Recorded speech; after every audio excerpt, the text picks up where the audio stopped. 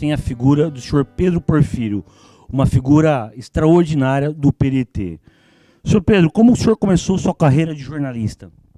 Bom, eu sou da época que não tinha nem faculdade de jornalismo. Eu vim para o Rio para o movimento estudantil, fui participar da diretoria da UBS. E participava daqueles movimentos, a gente discutia tudo naquela época. E um jornalista, que está até hoje vivo, Milton Coelho da Graça, ele viu em algumas qualidades nos textos que eu escrevi. Eu era secretário da UBS, e à última hora tinha vaga lá para estagiário. Sabe que naquela época estagiário não ganhava nada. Aí eu fui ser estagiária da última hora, eu tinha 17 anos.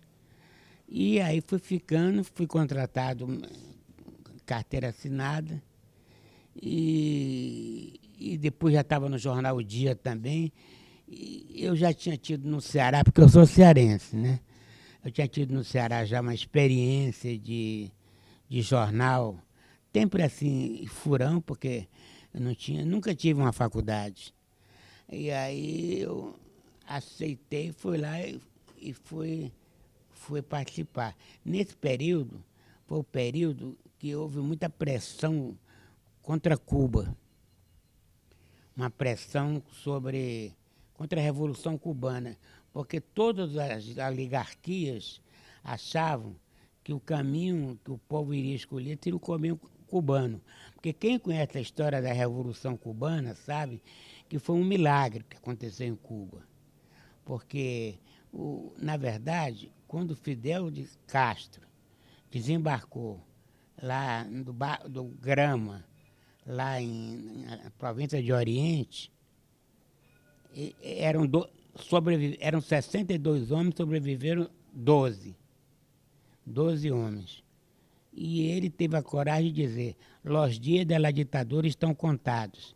Isso em novembro de 56, de 1956. A Revolução triunfou, entrou em Havana em 1º de janeiro de 59. Então, eu participava muito dos movimentos pró-Cuba aqui e acabei, como jornalista, sendo convidado a ir a Cuba e como dirigente estudantil no Congresso de Juventude, que tinha vários líderes, tinha o Salvador Allende participando, tinha vários líderes que eu admirava muito. O senhor foi para Cuba como líder estudantil, porque o senhor já participava da União Brasileira dos Estudantes Secundaristas. Qual corrente política que o senhor participava no movimento estudantil? Porque o movimento estudantil é fracionado em correntes. Qual era a corrente política que o senhor participava no movimento estudantil? Corrente brisolista.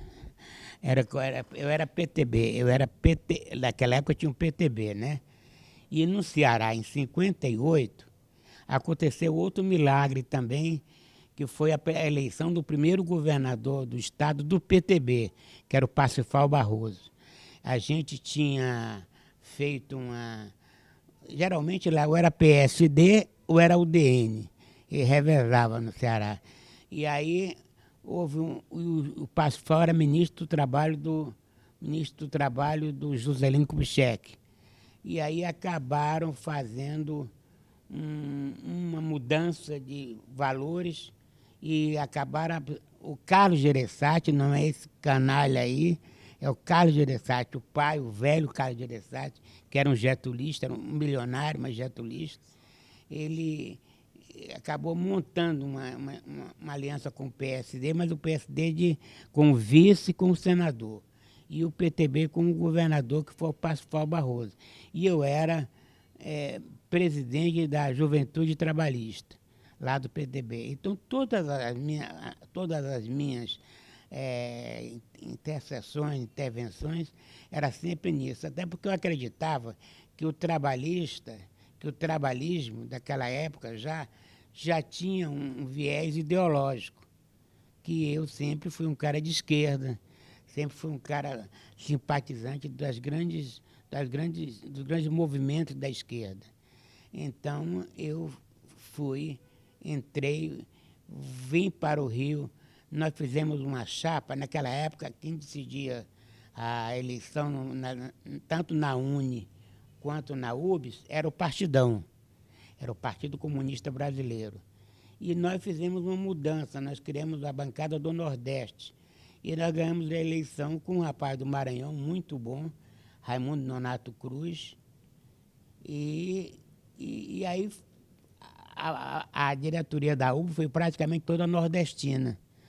E eu fui ser secretário. Então, o meu comprometimento sempre foi esse. Em 58, eu conheci o Brizola pessoalmente. Ele foi eleito governador do Rio Grande do Sul em 58. E naquela época, o PTB fez 5 governadores.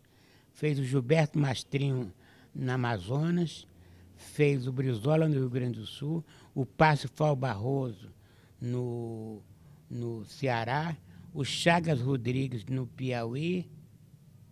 Eram 5 governadores. Daqui a pouco eu me lembro do outro. Então o senhor conheceu o Brizola como líder do movimento estudantil? Naquela época. Ele gostava muito de frequentar a UNE. Ele ia muito. Ele ia no Rio, porque o prédio da UNE ali na Praia do Flamengo, o Manés, que deve estar lembrado, o prédio da UNE era exatamente no mesmo prédio da UBS. A UBS era o 4º andar, era o mais acanhado e tudo. E o Brizola, naquela época, ele estava procurando. O Brizola, quando foi governador do Rio Grande do Sul, em 1900, foi eleito em 58, ele teve apoio, inclusive, dos integralistas, do senador Guido Mundim, do Mendes Sá, senador Mendes Sá. Ele teve um apoio assim muito não definido ideologicamente. Mas dali, o que fez o Brizola dar uma guinada realmente, para mim, foi o grupo dos Sem Terra de lá. Naquela época chamava MASTA, Movimento dos Agricultores Sem Terra. E os deputados Rui Ramos, Temperane Pereira, eram os grandes incentivadores desse movimento. E o Brizola, governador, toda hora que os caras faziam uma ocupação, queriam que o Brizola mandasse a polícia tirar os caras forças. O Brizola não só não tirava, como encontrava maneira de legalizar aquela posse. É o começo da verdadeira reforma agrária no Brasil, no governo de Leonel Brizola, no Rio Grande do Sul, né? Senhor Porfírio, o senhor teve o privilégio de conhecer Che Guevara. Como o senhor conheceu Che Guevara? Exatamente em 59, 1960, no Congresso Latino-Americano de Juventudes. E o Che Guevara, ele morreu com 39 anos. Ele tinha menos de 30 em 1959.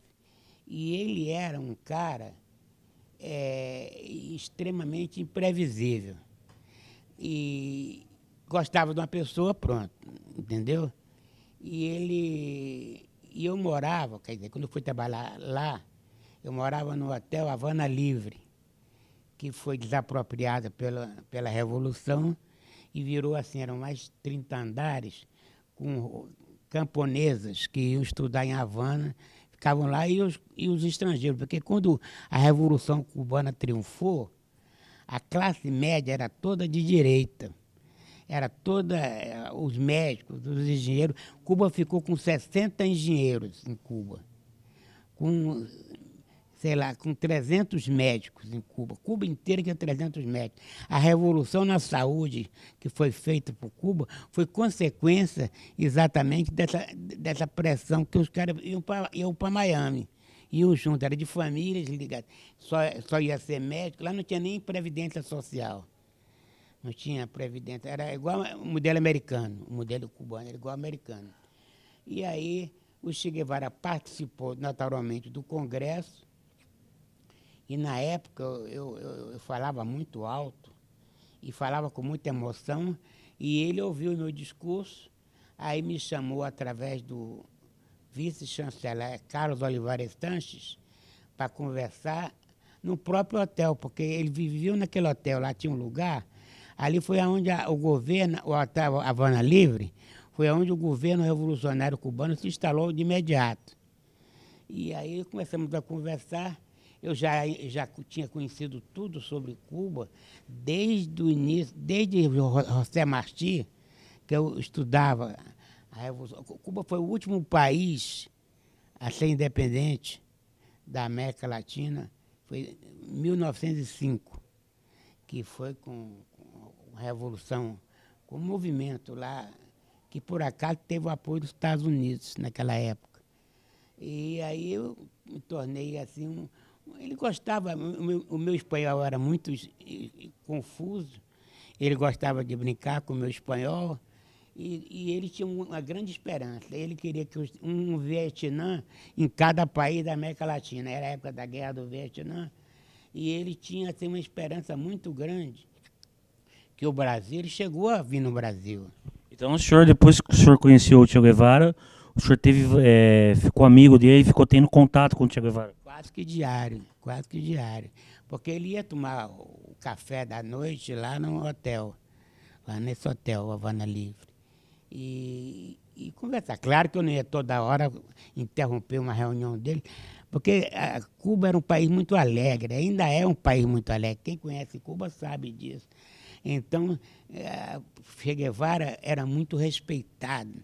Eram dois nomes que o Fidel Castro respeitava muito. O Camilo Cienfuegos, que morreu num acidente aéreo, e o Che Guevara. E conta que o primeiro cargo do Che Guevara no governo cubano foi o de presidente do Banco Central de Cuba. Presidente do Banco Nacional de Cuba. Aí conta piada lá tinha muita piada, que o Fidel Castro perguntou, aqui entre nós outros tem algum economista? Aí o Che Guevara levantou o braço. Então você vai ser o presidente do Banco Nacional. Aí depois, vem cá, eu sabia que você era médico, sabia que você era químico, mas economista, e eu entendi comunista.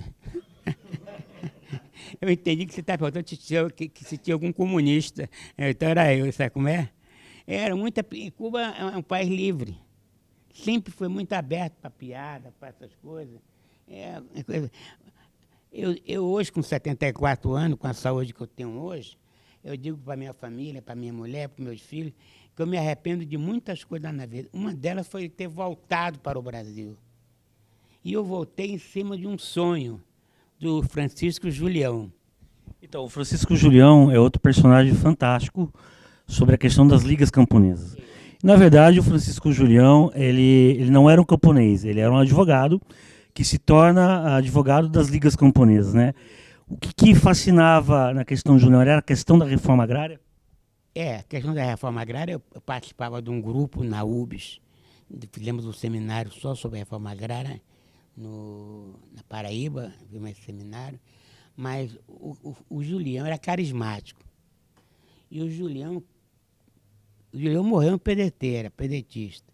O Julião tinha uma visão muito utópica da Revolução. Ele, como você disse, ele não era um quadro, estava falando até com um amigo aqui, não era um quadro ideológico. Ele, inclusive, ele era do Partido Socialista, que tinha sido eleito assim pela beirada, com 4.000 votos, deputado estadual. Então ele era o advogado dos pobres, dos desvalidos, não sei o quê. Ele morava no Caxangá, ali, na Várzea, ali, e ele cuidava muito. Mas ele começou a se interessar a partir de um deputado federal do PTB de São Paulo, chamado Coutinho Cavalcante, que fez um projeto de lei sobre a reforma agrária. Ele começou a se interessar e tinha um companheiro que morreu agora há pouco tempo, que foi o Clodomir Moraes, morreu com 86 anos agora há pouco tempo, que era do Partidão, mas que rachou com o Partidão e foi organizar as Ligas Camponesas. As Ligas Camponesas começou com uma sociedade de ajuda mútua. Havia uma cidade, Jardim, que é o nome da cidade agora, e tinha os donos das terras matavam muito o camponês matava, e eles faziam aquela solidariedade, era para comprar o caixão, para pagar o enterro. E o Julião começou a se interessar. Aí daí foi se envolvendo, ele foi a Cuba. Quem levou o Julião a Cuba a primeira vez foi o Jânio Quadros. Pouca gente sabe que o Jânio Quadros, ele teve... Porque o Jânio Quadros era maluco, todo mundo também sabe disso. Ele, inclusive, condecorou Che Guevara, né? Porque o Jânio Quadros, é o seguinte, a esquerda, na qual eu me incluía, eu tinha 18 anos, 17 anos, mas a esquerda, em geral, estava apoiando o general de bem, que era o general Marechal Lott, Teixeira Lott. E que ele era tão de bem que era burro. Existia um ditado que dizia assim, se o Lott falar em toda a cidade do Brasil, o Jânio vai ser eleito por unanimidade. Porque ele disse, chegar no Ceará, o pessoal queria a sudagem, não sei o quê. Ele procurava também o que o cara queria para falar contra. Sabe como é? E a esquerda ficou toda em torno do Lott. E esses militares que estavam conversando, né, Caldieri? Esses militares, tudo era lotista. E aí o Jânio Quadros teve um acesso de loucura. O Brasil não tinha relações diplomáticas com a União Soviética ainda, com o campo socialista. E ele foi, na campanha, ele foi visitar a União Soviética para poder deixar... E ainda foi a Cuba, com um avião fretado. Aí ele levou o presidente da UNE, João Manuel Conrado, na época, levou vários líderes e levou o Julião. O Julião foi junto. Aí o Julião descobriu, aí se apaixonou pela Revolução Cubana. Aliás, a única coisa que eu falo para as pessoas que eu ainda converso é que você quer saber o que é a Revolução Cubana, vai a Cuba. Senhor Porfírio, nós estamos falando de grandes personagens da nossa história. No momento de grandes paixões também da história, tanto a Revolução Cubana, né, como a questão das ligas camponesas, Brizola, um período muito conturbado, tanto no Brasil quanto no mundo. Isso tudo criou as condições para o golpe de 64. Como é que foi a véspera do golpe para o senhor?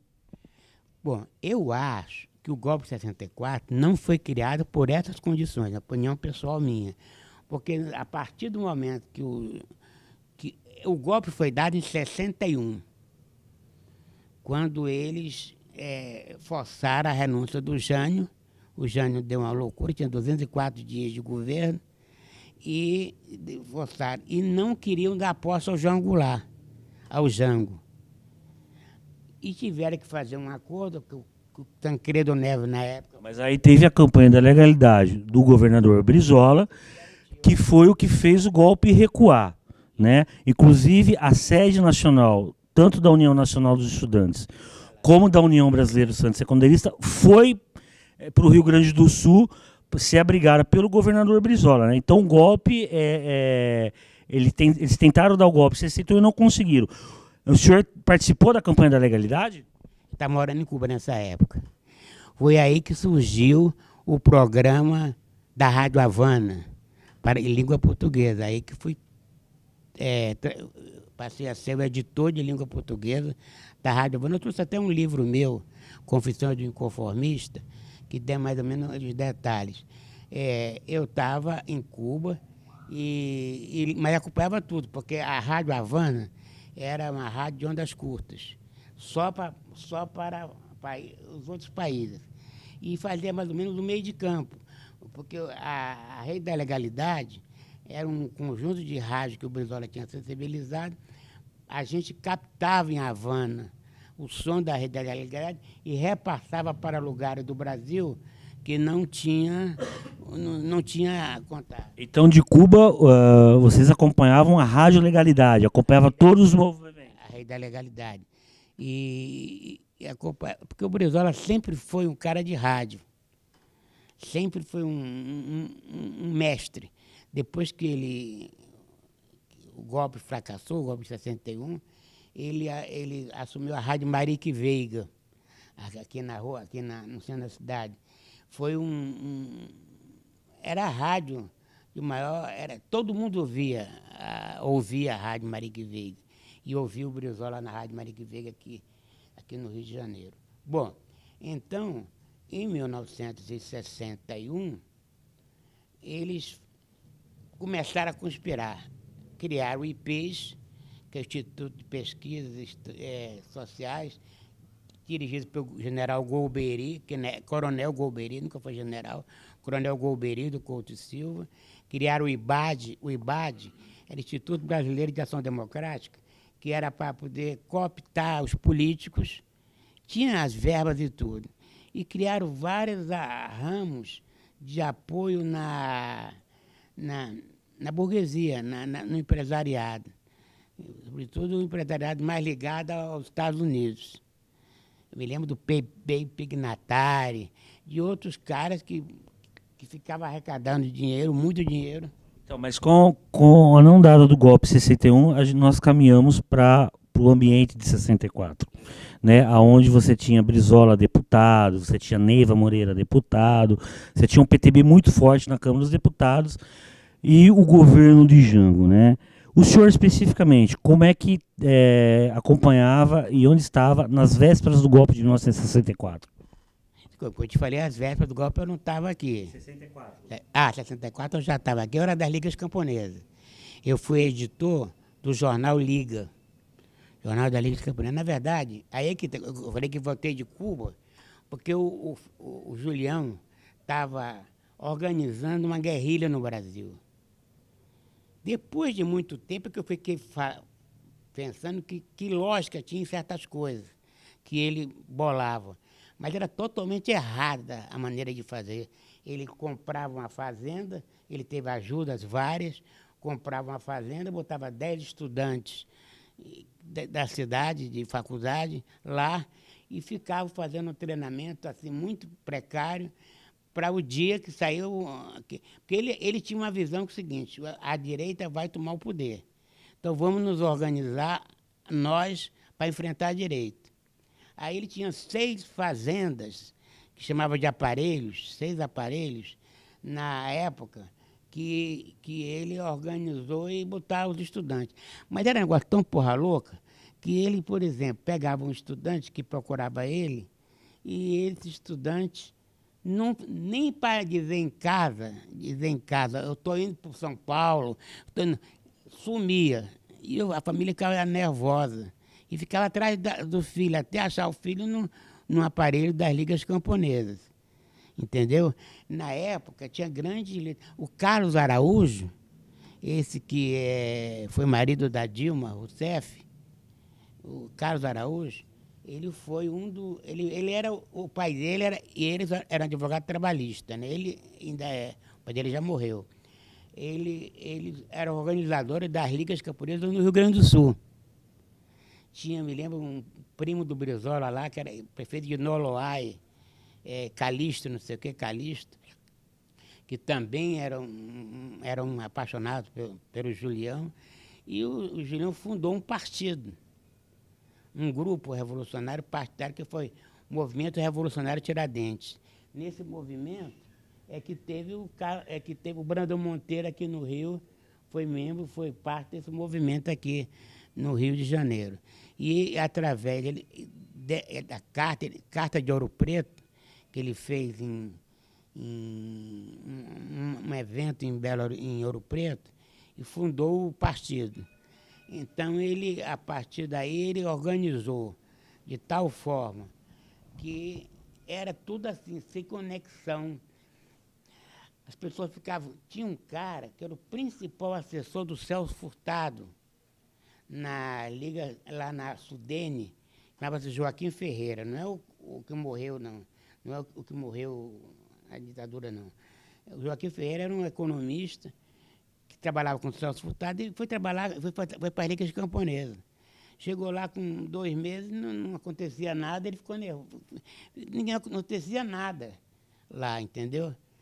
Aí houve estouraram um aparelho lá em Goiás, aonde estava um cara que foi até deputado pelo PDT depois, Tarzan de Castro, estouraram o grupo, o grupo, e aí aconteceu cada coisa que, aliás, nesse meu livro, eu conto, no Brasil nada é sério. Então, quando estouraram, na minha época, houve um encontro, houve um congresso de ministros do açúcar. O açúcar era muito importante na América Latina naquela época. E o presidente do Banco Central, o presidente do Instituto do Açúcar de Cuba, chamava-se Raul Cepeda Bonilla, era o presidente. Aí ele voltou, aí já tinha uma dissidência do grupo do Julião.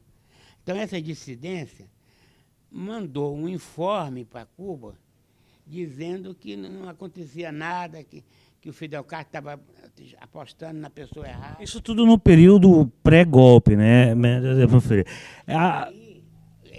Aí quando aconteceu que ele voltou com o informe, o avião caiu na Colômbia. Caiu em Bogotá, o avião da Varig, caiu em Bogotá. E aí caiu num lugar que tudo foi resgatado, inclusive esse informe. Aí o grande líder da direita, além do Carlos Lacerda, era o Armando Falcão. Foi ministro da ditadura. E aí eles aprofundaram, criaram, houve a situação da questão dos militares, né? Dos militares subalternos. Você conversava com o sargento, conversava com o cabo da Marinha, fui preso de Marinha também. Eles tinham uma expectativa tão forte da mudança para o bem, e foi o que aconteceu. Você não tinha nascido ainda em 64. Em 64, alguns aqui já tinham nascido. O golpe foi dia 31 de março. Eu estava no Brasil já. Aí eu fazia o jornal da Liga Camponesa, Liga. Aí o comando sindical chamava CGT, Comando Geral dos Trabalhadores. Aí a primeira ordem que deu foi de parar o transporte. E aí, com isso, o povo não pôde descer para a cidade para participar da resistência. E aí foi um dia, não tinha mais resistência. Porque não havia nenhum plano estratégico, nem nada. Não havia nada. Havia um grupo de sindicalistas, alguns bons, outros pelegos, que em torno do governo, o João Goulart tinha assessores decentes, assessores picaretas, como Gilberto Croca de Sá, que era um cara de direita. Na verdade, o dispositivo antigolpe que ele contava com o general de São Paulo não funcionou, né? General Assis Brasil. O de São Paulo foi o Amaury Crua. O Amaury Crua, ele era compadre do Jango. Então, o Amaury, ele era comandante do 2º Exército. Tinha sido ministro da guerra antes. E ele, na véspera, falou no telefone com o Amaury Crua, dizendo, não, aqui todo mundo é legalista. Mas aí foi quando o Baby Pignatari chegou com $1 milhão e entregou. Tem um documentário no YouTube, acho que a Fundação já divulgou, de um militar que conta todos os detalhes, né? Conta todos os detalhes dessa traição. A lealdade ao governo Jango foi comprada, né? E aí o dispositivo não teve. Aqui no Rio de Janeiro, nós estávamos sem comandante do 1º Exército. O Osvino Ferreira Alves, que era o comandante, estava acamado. Aí assumiu o general Âncora. Eram 4 exércitos. No Pernambuco era o Justino Ferreira Alves, que foi quem prendeu o Arraes lá em Pernambuco. Também traiu.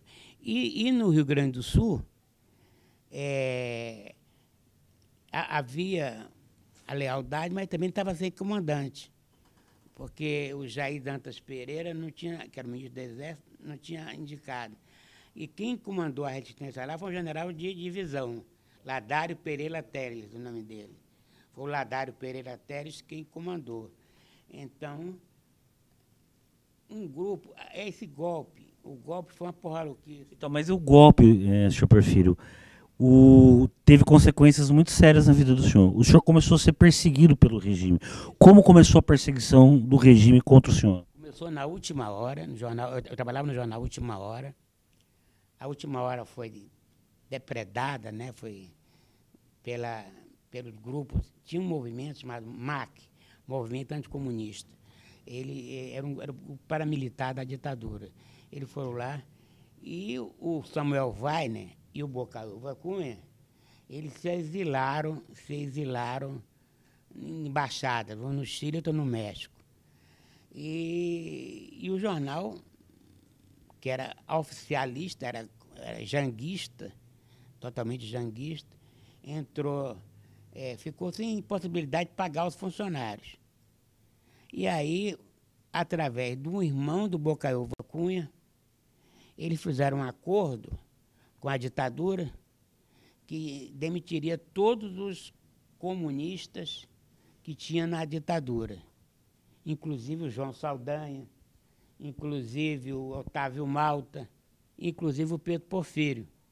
Que era considerado um comunista, subversivo.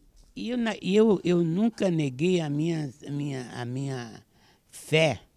Nós estamos há um século da Revolução Comunista da União Soviética, da Rússia. Foi em outubro de 17 que houve a vitória da Revolução lá.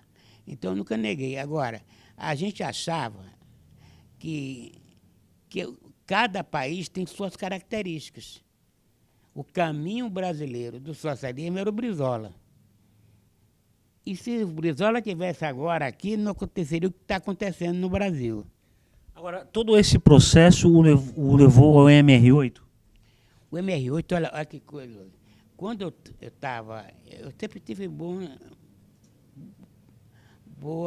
posições profissionais, né? Quer dizer, acabou a tribuna da imprensa, do Hélio Fernandes, foi um dos apoiadores do golpe de 64.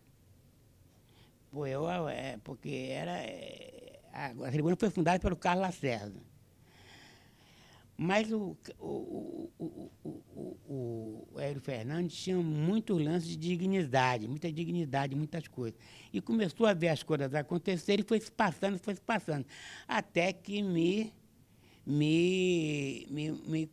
convidou, primeiro para ser chefe de reportagem, depois para ser o diretor-geral da Tribuna da Imprensa, de redação da Tribuna da Imprensa. Nessa época, eu tinha escondido alguns caras das Ligas Camponesas aqui no Rio, lá para a região da Petrópolis, Teresópolis, por ali, que tinha uns amigos que moravam lá, e tinha um... E aí, na Tribuna da Imprensa, a gente foi evoluindo. Em 68, a Tribuna já era o jornal que todo estudante lia, que todo cara de esquerda lia. Já era a Tribuna da Imprensa. E era o jornal perseguido, não podia ter anúncio, não podia ter nada. Era o jornal feito a duras penas. E nessa época eu era diretor da Tribuna da Imprensa, tá? Mas fui procurado por todos os grupos, ou vários grupos armados, porque eu nunca acreditei na linguagem do partidão, que é o PPS hoje. Nunca acreditei na luta pacífica nem nada. Aí eles me colocaram na direção, e aí um cara, depois eu botei para trabalhar comigo, eu fui secretário de Desenvolvimento Social aqui no Rio, chamava Iven Marchetti do Monte Lima. Ele era, ao mesmo tempo, igual a situação do o pai e o tio eram generais do Exército. E ele era um dos líderes do movimento do MR8. O MR8 é o MR8 de Niterói. O MR8 de Niterói, porque o MR8 passou a ser uma franquia. Passou a ser uma franquia. Aí o pessoal do MR8 me procurou, porque tinha estourado um aparelho em Laranjeira que tinha 4 moças, 4 companheiras. E eu estava morando sozinho nessa época. Aí chega um cara e diz assim, pô, tem 4 companheiras correndo o risco de ser preso, você não pode esconder ela no seu apartamento? Eu falei, posso, manda agora. Eu estava morando sozinho, podia me ajudar a fazer a comida. Aí elas foram, e aí depois, isso foi em maio de 69. Aí depois estouraram, era tão ingênuo, se eu coloco, era tão ingênuo o movimento, todos os movimentos que eu conheci de esquerda, contra a ditadura, eram ingênuos. Então, era tão ingênuo que eles fizeram pegaram uma das meninas e mandaram visitar a outra que estava presa, que tinha sido presa no aparelho de Ramos, aqui um bairro chamado Ramos. Chegou lá, foi presa. Foi lá, visitou a irmã e foi logo presa. E aí, encheram ela de porrada. Para ela dizer, ele mandava você dizer todos os teus dias, desde que você nasceu até o dia que você foi preso, você tinha que relatar. E ela era uma daquelas 4 meninas que eu escondi durante um mês, lá no Flamengo. Estava morando no Flamengo. Aí, eles já viviam me perseguindo por causa da tribuna. A gente era o único jornal que tinha a censura mesmo. Dentro da redação, a gente ficava botando previsão de tempo, receita de bolo, para o jornal sair. Não, entendeu? Aí, ela falou meu nome, disse, só que ela falou Pedro. Eu sou Pedro Porfírio, mas todo mundo me conhece como Porfírio. Mas ela disse, nós estávamos na casa do companheiro Pedro. Aí, ele é companheiro do MR8? É companheiro. Foi aí que começa a prisão do senhor? Aí que foi de madrugada, encheram. E eu morava num apartamento que eu tinha alugado com um móvel da Linda Batista, uma cantora chamada Linda Batista, muito antiga. Aí, eles quebraram tudo lá, atrás de arma, entendeu? Aí tem um bocado de história que eu acho que um cara... Esse foi o ato da prisão do senhor, né? O senhor foi capturado e levado para onde, senhor preferido? Levado primeiro para o DOPS, aqui perto, na Rua da Relação. Depois fui levado para a Ilha das Flores. A Ilha das Flores é uma belíssima ilha para imigrantes, que transformaram no presídio político e no centro de tortura. No DOPS, o senhor sofreu tortura? Não, eu estava sendo... Porque eles tinham uma escala que tinha cara, como tem até hoje, que na primeira olhar feio já fica dando serviço, entendeu? Então, quando eu estava na ilha, no DOPS, respondendo as perguntas do meu jeito, eu sou diretor da Tribuna da Imprensa, que estava no expediente do jornal. Eu não estou envolvido com nada, sou diretor da Tribuna da Imprensa. Aí eu fui fazer aí eles fizeram interrogatório, perguntavam, mas não saía nada. Tinha o principal agente do DOPS era Mário Matos, Mário Borges. Você me lembra do Mário Borges, né? Mas não conseguia, eu não tinha o que dizer. Eu tinha esse escudo que eu não era do MR8. Eu tinha feito esse favor para essas pessoas. E também eu era diretor de um jornal, que eles não iam chegar na porrada comigo, achava eu. Aí veio uma chata da Marinha, me botaram eu e um outro cara, esse cara até hoje já morreu. Eu não sei se que ele me procurou, estava sem ter onde dormir, foi dormir lá em casa uns 3 dias, foi nesse período que eu fui preso. Então, nesse momento que eu fui para a Ilha das Flores. A Ilha das Flores é em São Gonçalo, é ali na Niterói-Manilha. Naquela época não tinha Niterói-Manilha. Você só entrava pela Praça 15. Me botaram numa chata e me levaram para lá. Só que estava cheia já a ilha de presos. Aí me botaram no corpo de guarda, só de cueca e algemado. O dia todo era 27 de junho. Era mês de junho, frio. E eu lá, foi uma sexta-feira. Na segunda-feira é que começaram a me chamar sério para porrada mesmo. Aí daí começaram, aí interrogavam as meninas diziam uma coisa. Eu fui dizer uma coisa que as meninas se ofenderam. Não, não, eu estava paquerando uma delas, aí eu peguei. Aí as outras disseram que tinha que levar as outras. Não, eu tenho um namorado. Eu não fui. Quer dizer, as meninas se ofenderam comigo porque eu disse que era uma paquera. Que entendeu o que eu quero dizer? A ingenuidade. Eu tinha tudo preparado, porque eu fui avisado por elas próprias que elas tinham aberto o meu nome.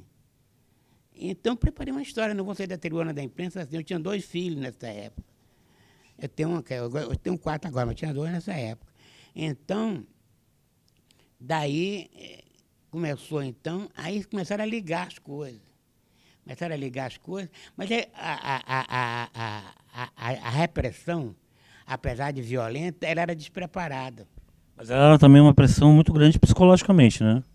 Mas quem se meteu numa coisa, quem acreditava, quem gostava de Robespierre, quem gostava de certas pessoas, era uma glória. Quando eu fui chegando assim na Ilha das Flores, pelo mar, as pessoas tinham uma janelinha, os presos iam todos para a janela ver que era mais um freguês que chegava lá. Aí eu ficava todo assim, como se fosse a glória, sabe? Eu estou sendo preso pela ditadura, entendeu? Aí eles me botaram, eles passaram a me torturar no dia 2 de julho de 69. Aí, quando eles começaram a torturar, eu comecei a fazer. Aí eles não tinham nada, a repressão era desaparelhada. Eu não tinha medo de um cara que só gostava de bater, tal de Solimar, e já morreu também, era o inspetor Solimar, porque juntaram federal, polícia estadual, polícia militar e marinha. Era um grupo de várias armas, várias coisas que estavam caçando subversivos, né? O senhor ficou preso quanto tempo, senhor Porfírio? 1 ano e meio. E nesse período, quanto tempo o senhor ficou em partes de interrogatório, tortura? Interrogatório e tortura brava do dia 2 de julho a 19 de julho. Depois, eles me mandaram para a Ilha Grande. A Ilha Grande era o único presídio, é o que é hoje o Bangu 1, Bangu 2. E ali se misturavam presos políticos com os presos comuns, né? Tinha uma área, uma ala A, que era só para preso político. Existe um filme muito bom, feito por uma cineasta, esqueço o nome do filme agora, que descreve bem próximo da realidade, como é que foi, como é que os bandidos se tornaram Falange Vermelha, como se tornaram o Comando Vermelho e tudo, entendeu? Então, eles lá, nós éramos nós éramos mais castigados, porque não tínhamos direito a banho de sol, não tínhamos direito a ficar trancado dentro da prisão, dentro do cubículo. Quando o senhor sai da cadeia, o senhor continua na imprensa? Como é que é a vida do senhor após a prisão? Quando eu saí da cadeia, eu fui vetado, não podia trabalhar nem na tribuna da imprensa. O Hélio mandou a dona Nice, que era diretora administrativa, me avisar que ele foi colocado diante da seguinte situação, ou ele, ou eu, ou o jornal. Entendeu? Naquele momento, ele estava solidário comigo, pagaria quantos meses eu precisasse pagar e receber, mas não dava para ir para a tribuna, para assumir a tribuna. Houve algumas intrigas também lá dentro da tribuna, porque as meninas esconderam algum dinheiro lá em casa de desapropriação de bancos, né? E uns caras da tribuna foram dizer para o Hélio Fernandes que eu estava assaltando o banco. E o Hélio Fernandes tinha algumas coisas que ele não aceitava. Um cara jornalista vai assaltar banco, entendeu? E não era isso. Até porque esse dinheiro não era. Esse dinheiro, existia um cara. Aí tem um filme, chama O Bom Burguês, que eu sou teatrólogo também, né? Aí eu fiz depois uma peça até com esse nome, O Bom Burguês, que foi muito sucesso na época. Então, esse dinheiro é o seguinte: existia um bancário chamado Jorge Medeiro Vale, que ele era ligado à MR8, à ALN, a tudo, e a ele também.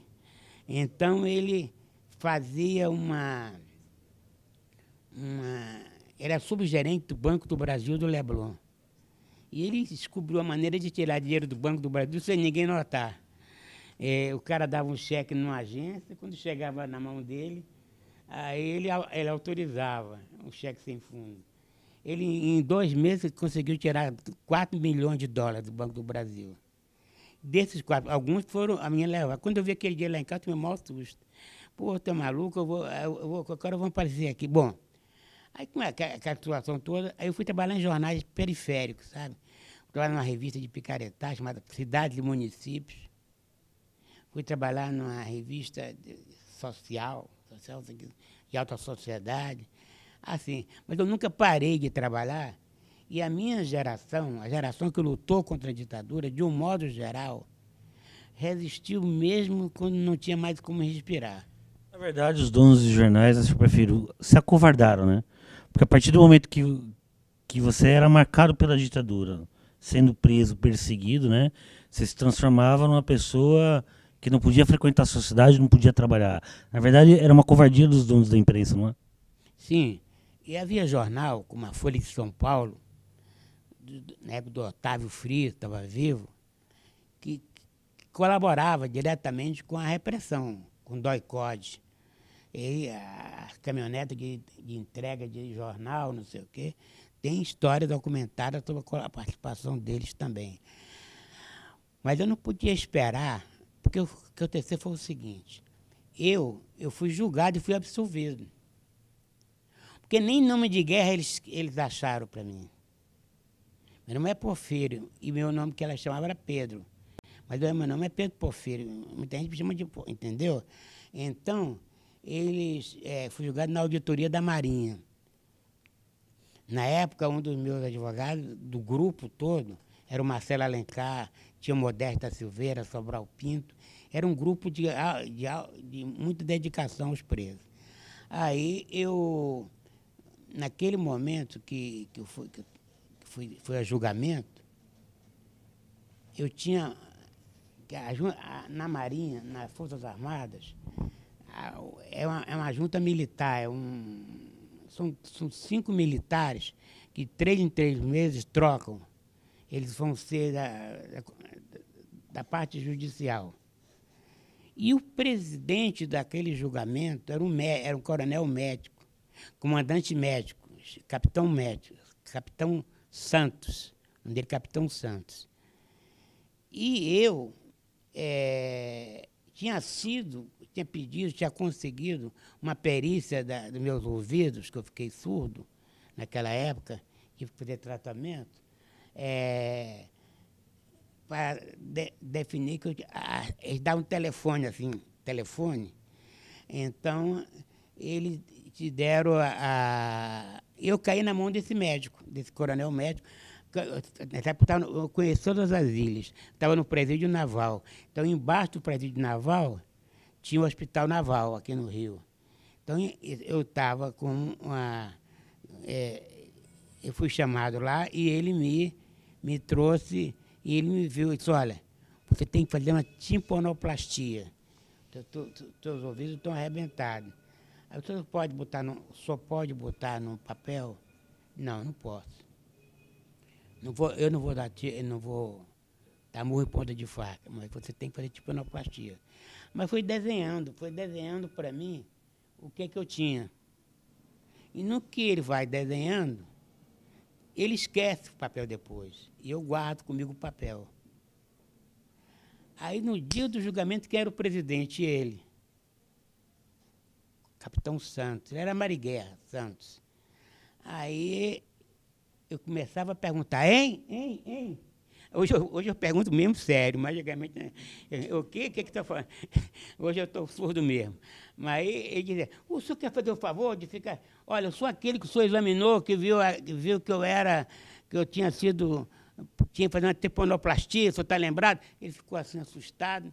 Então o senhor vem aqui, senta aqui na frente então. Aí me mandou eu sentar na frente. Sabe como é? E tinha, porque são 3 juízes militares e um juiz togado. Sim. O togado é o juiz que que faz a orientação técnica do julgamento, que parecia um cara neutro, sabe? Era Vitor o nome dele. Aí, 8 caras foram absolvidos. Em 38, 8 foi, inclusive eu. Então, aí o senhor é absolvido, sai, começa a trabalhar numa mídia, não nos grandes jornais, vem a anistia. O senhor participou da campanha da anistia? Como que o senhor atuou na campanha da anistia? Participava do movimento liderado pela Terezinha Zerbini. A primeira pessoa a levantar a voz pela anistia no Brasil era do PDT. Era a Terezinha Zerbini, que vinha a ser cunhada do general Zerbini. E era mulher daquele cardiologista, né, o Zerbini. E ela puxava, quando ninguém tinha coragem de levantar a cabeça para falar em anistia, a Terezinha Zerbini estava lá na frente. Está entendendo? Então, eu participava, a gente fazia... Tinha cada estudante universitário, que era ali no Morro da Viúva. A gente se reunia lá e organizava. Depois começamos a ver algumas passeatas, começamos a juntar alguns que já tinham voltado, como o Darcy Ribeiro. O Darcy Ribeiro voltou. Na verdade, o Darcy Ribeiro, ele volta para se tratar, né? Para morrer, um ato de generosidade dos militares, mas graças a Deus o Darcy se curou, né, aqui no Brasil, né? Então, na verdade, o Darcy acabou dando um golpe sem querer nos militares, né? Mas ele tinha... Eu, por exemplo, estou com câncer também. Estou com 4 anos já com esse câncer. Eu estou achando que esse câncer não vai vencer, porque eu estou com câncer e estou aqui, tá? E naquela época, cara, hoje a medicina é muito mais completa para esse tipo de doença. Mas o Darcy, ele sempre foi muito louco também, era outro porra louca também. O Darcy chegou a fugir do hospital. E tudo.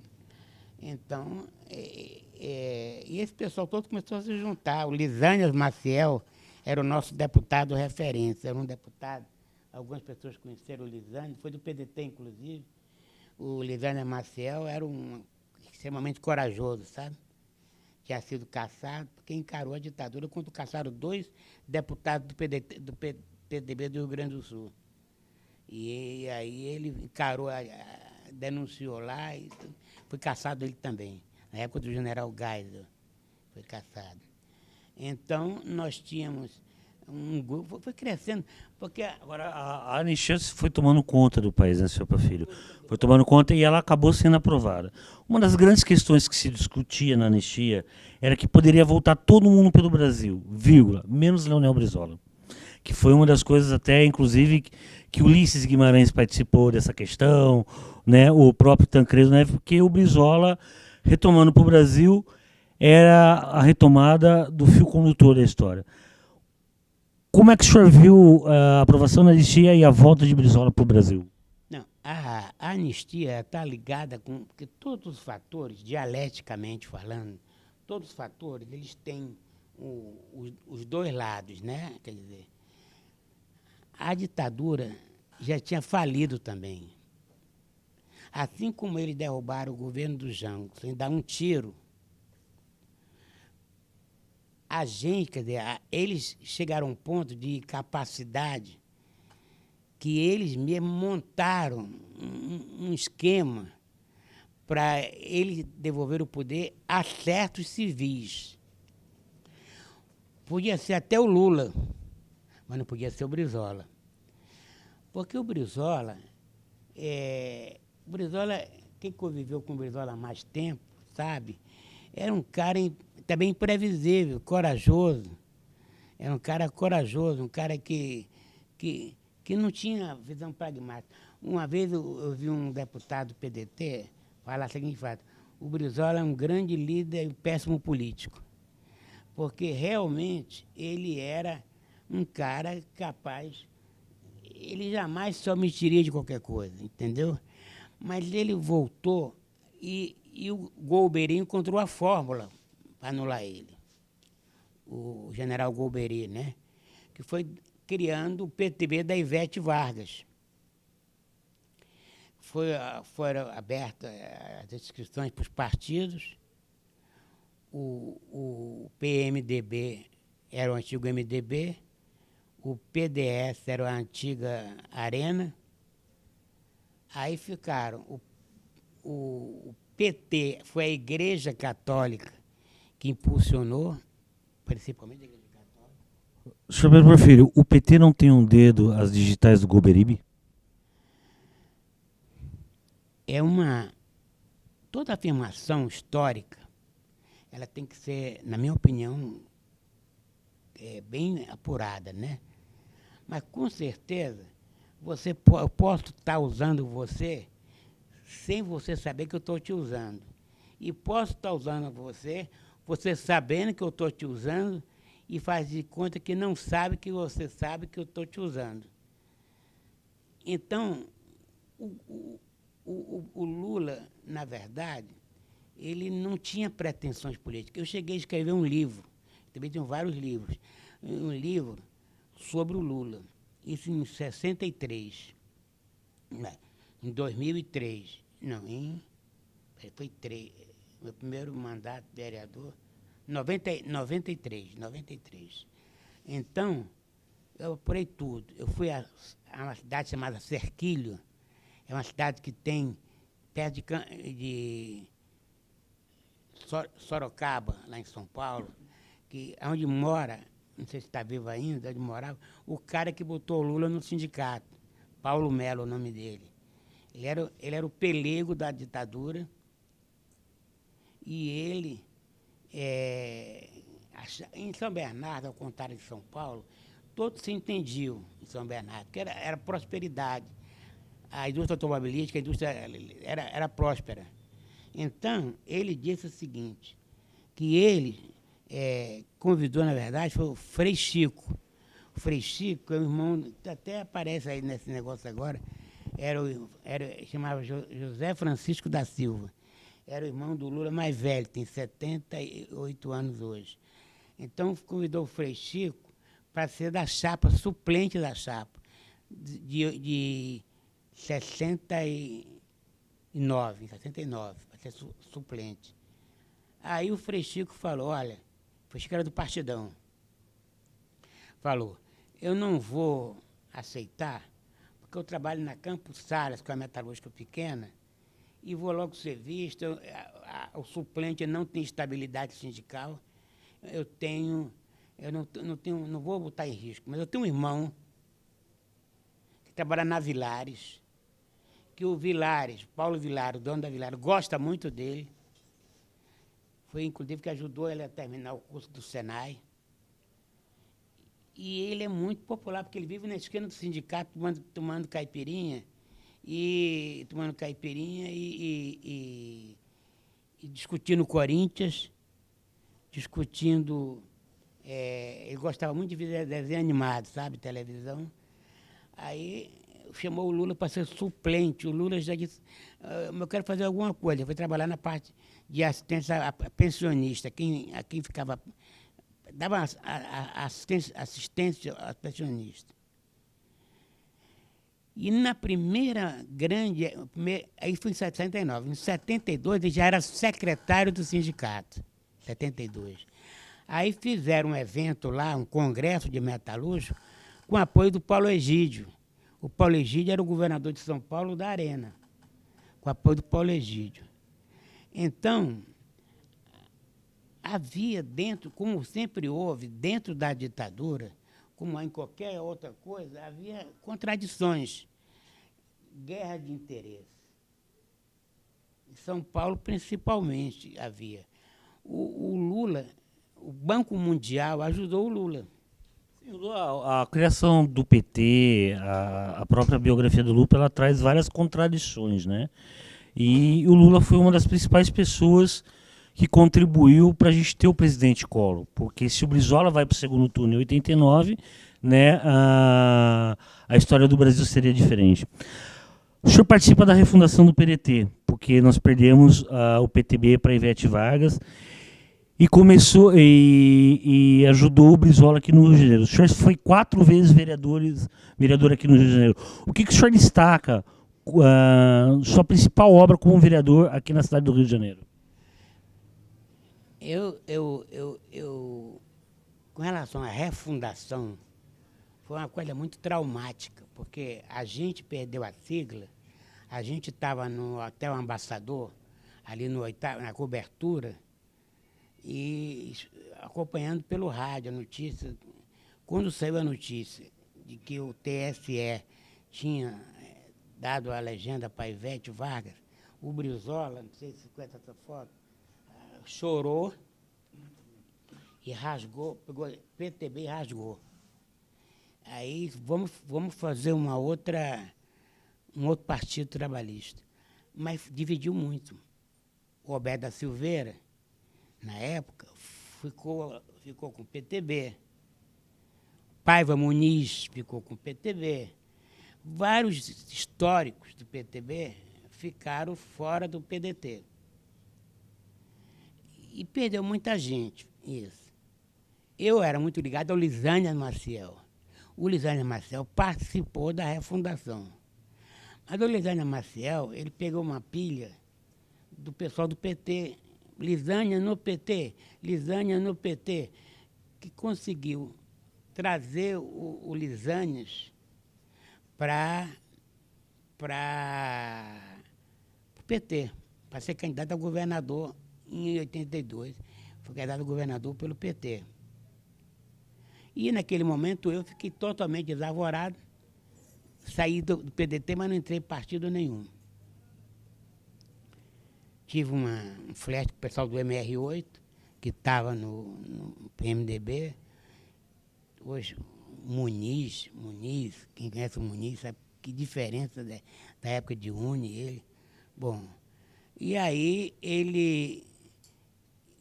Então foi feita a refundação e o Brizola sofreu muito para poder levar adiante o partido.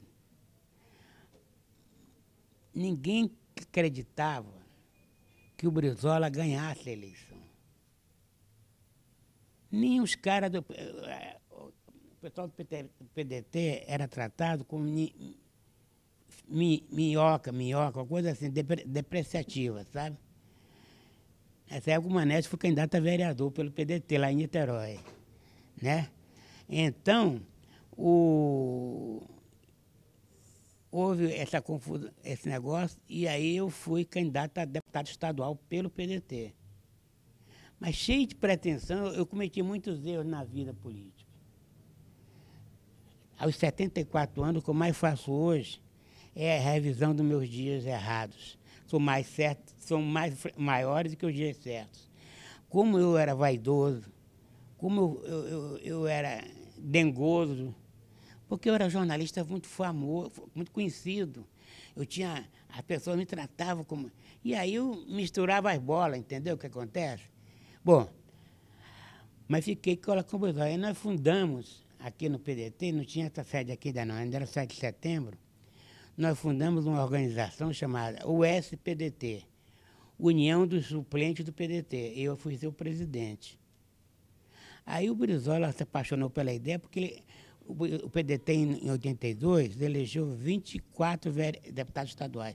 Cada qual mais picareta do que o outro, com uma outra exceção. O Afonso Celso, naquela época o Salomão podia ser considerado uma pessoa decente, mas o resto era Paulo Quental, não sei o que, era a gente que queria o poder como esses caras querem o poder hoje. E o Brizola fortaleceu muito a minha posição na USPDT. Aí eu fui trabalhar no governo. Primeiro eu fui ser coordenador das regiões administrativas. Aí depois eu fui ser subsecretário de Desenvolvimento Social. Depois fui ser secretário de Desenvolvimento Social. Todas as crises que tinham, quem era chamado para poder resolver era eu. Qualquer crise. O senhor era uma espécie de bombeiro no governo Brizola? Porque eu encarava eu não tinha ambição. Eu acho que político, para ser político, tem que ter ambição. E eu não tinha ambição. Eu estava achando que o PDT era um partido altamente de esquerda. Porque a seiva do PDT, o grupo que se reunia em Lisboa, você deve ter feito bastante matéria sobre Lisboa, sobre o encontro de Lisboa, era um grupo de alto comprometimento político, ideológico. era um grupo de... A maioria da luta armada estava lá. Da luta armada. Me lembro da Moema Santiago, me lembro do próprio Sirquis, próprio Mink. O pessoal todo passou perto do PT. O Brizola, quando chegou no Brasil, ele se reunia num hotel ali na Visconde de Pirajá, na Prudente de Moraes, um hotel de um gaúcho. Era toda a esquerda que se reunia ali. Podia ser esquerda. Bom, então eu achava que o PDT ia ser isso, mas com a artimanha, a Constituinte já foi uma Constituinte surpresa, porque tinha muitos constituintes, mas tinha muitas pessoas que também não tinham nada a ver com aquele momento histórico. Então, eu fui participar do executivo, passei a me envolver mais com o executivo. Nós tivemos um prefeito, que era o Saturnino Braga, que nós elegemos, que rompeu com o partido. Eu era presidente do Conselho do Contribuinte, pedi demissão, fiquei fora. Aí teve a eleição de 88, nós apoiamos o Marcelo Alencar e nós ganhamos. E ganhamos muito difícil. E aí eu fui ser novamente secretário de Desenvolvimento Social, que é uma secretaria gigantesca do ponto de vista do que é hoje. Entendeu? E passei, daí a ser vereador, quando você sai da máquina, quando é mais fácil você ganhar uma eleição. Eu tinha sido secretário 2 vezes. Eu tinha sido presidente, subprefeito, quer dizer, coordenador da região da Zona Norte. Tinha tido toda a visibilidade necessária para me candidatar e ganhar. E candidatei e ganhei. Fui o segundo mais votado do PDT. Entendeu? Mas depois eu comecei a meter o pé pelas mãos, porque eu botava muito a minha cara, sabe? O PDT teve muito bandido no PDT também. Um deles conseguiu tirar um mandato meu, apesar do apoio que o PDT me deu, tirar um mandato meu, alegando que eu tinha saído do partido. E eu tinha realmente, eu tinha voltado ao partido, tinha tido Bom, e esse cara comprava a justiça inteira para ganhar as coisas. E ganhou. Só que ele não pagou a quem ele pediu ajuda, aos desembargadores que ajudaram ele. E logo depois da eleição de 2008, ele foi assassinado ali na Barra da Tijuca. Então, o que eu quero te falar é isso, que aí remete a uma reflexão política. Eu hoje moro num lugar altamente isolado, no meio do mato, num lugar que é para maluco morar, entendeu? A casa é muito boa, mas é Vargem Grande. Vargem Grande é a zona rural do Rio. Estou morando lá. E tenho, assim, uma consciência de que essa crise toda que está acontecendo no Brasil vai ter que ter um desdobramento. A gente já não tem o Brizola, a gente já não tem aquele povo do PDT, Neiva Moreira, Leonel Brizola, o Doutel de Andrade, uma porção de pessoas que levaram o partido a vencer aqui no Rio de Janeiro sem gastar dinheiro, porque não tinha, contra a Globo, que tentou. E eu acho que o caminho agora deve ser esse, a reflexão de um caminho, inclusive dentro do PDT. Sobre a reflexão, senhor Porfírio, e nós estamos caminhando para o final, com essa trajetória de vida, o senhor que faz parte da história desse partido, da história do país, Qual a reflexão que o senhor faz da tua trajetória como jornalista, como político, como militante, como sonhador? Como teatrólogo também. Eu fui... Sim, como teatrólogo também. Aqui tem um teatro João Caetano, é o maior teatro do Rio de Janeiro. E quando eu comecei a fazer peça para criança, eu botava 1.400 pessoas por dia. A única peça infantil diária era minha. Era aqui no Teatro João Caetano. E fiz várias peças. A última foi Brasil, Mama Eu Deixo, que era uma loucura, tinha cambista na porta. Aí foi quando veio a eleição do Brizola, que aí eu larguei o teatro. Mas eu quero te dizer que a reflexão que eu faço é que tudo tem começo, meio e fim. O Brizola era um visionário, quer dizer, ele tinha uma visão. Você quer... Eu saí do PDT, fui para outro partido, fui para outro. Nenhum partido você pega, você toca. O PDT você toca. O PDT você sente. O PDT você... Não são as pessoas que só que fazem o PDT. É uma legenda que existe no inconsciente coletivo. Que se está pagando um preço hoje de dificuldade, é porque foi escolhido pela direita para ser destruído. O PDT não ser destruído é um milagre. Teve que ter uma direção muito habilidosa para não ser destruído. Mas eu acho que tem que... Eu não sei, eu estou pensando. Eu tenho Facebook, eu escrevo minhas matérias no Facebook, são bem compartilhadas, tenho minhas coisas que eu vou fazendo, mas eu estou querendo também, eu faço a mesma pergunta. O que vai acontecer? Eu acho que como está, o cenário político brasileiro não vai aguentar. Esse lance do Temer, tudo gravado, tudo feito, mostrado que ele negociou com os caras e tudo. E vai ganhar, ele vai ganhar. Porque está comprando os caras. E que a Dilma não sabia fazer, era isso. Era comprar deputados. Entendeu? Então não tenho assim uma reflexão, não. Eu estou querendo viver mais algum tempo.